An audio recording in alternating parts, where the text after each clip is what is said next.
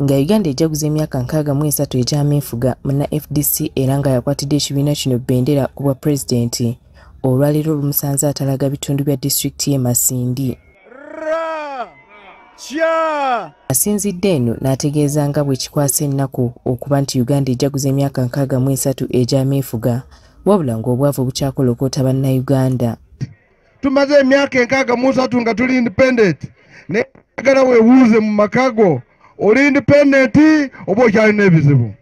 Uganda kati gye tulimu embeera yaffe mbi obwavu bugenda tuta. Afabi agamba nti ensimbi ezisasulwa ku musolo abantu ab'olubatu bokka bebaziganyirwamu nga kye kiseera bannayuganda okugguka amaaso bakyuse ku bukulembeze. Njagala okubagamba nti kutuleeta magezi twagala Uganda gye tulibeera ffenna tuli independent. Si abantu abatono bokka babeere ki independent. Ono kakuyege wamutandikidde mu ggombolola y'e Kitonzi gy'asanze abawagizi be nga bamulinze.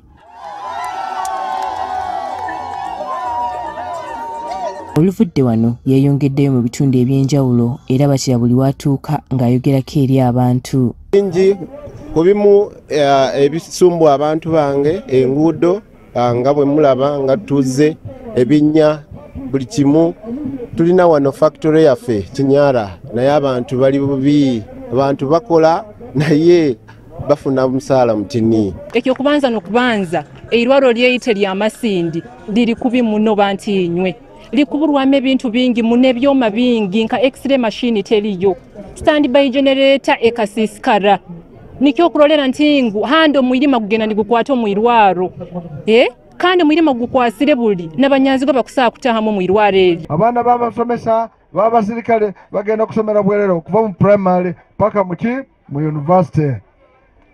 Mamama ne bataata tuleete enkyukakyuka. Oluvannyuma yeesudde mu ddene okwolekera tawuni y'e Masindi. Wabula bannakibiina ki FDC nga bayingira tawuni y'e Masindi emmotoka y'amagye etomedde emmotoka yaffe akavuyo ne katandika.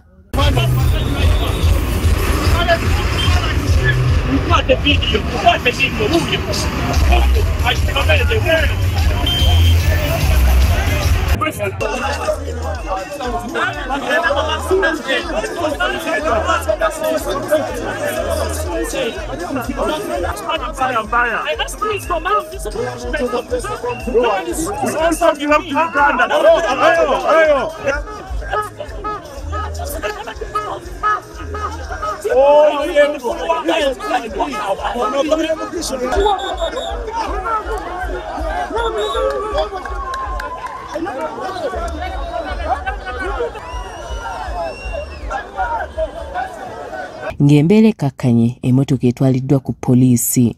Ye Nandala ne bannakibiina abalala beeyongeddeyo ku kisaawe kya Boma Grounds we babadde bategese olukungaana.